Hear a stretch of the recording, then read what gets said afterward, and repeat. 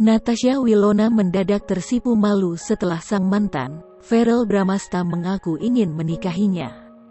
Diketahui, pengakuan Verrell Bramasta terungkap saat dihipnotis Uya Kuya.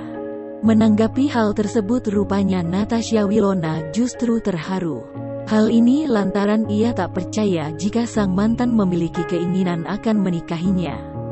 Kendati demikian, Verrell Bramasta sebenarnya telah berniat untuk menikahi Natasha Wilona dengan memberikan cincin untuk saat Natal. Diungkap putra sulung Vena Melinda itu, Verrell Bramasta bahkan telah menyiapkan rumah untuk mereka setelah menikah nanti. Namun kini, rupanya ibunda dari Verrell, yakni Vena Melinda, ikut penasaran dengan pengakuan sang putra tersebut. Ia pun langsung bertanya pada Wilona dan Verrell soal hal itu.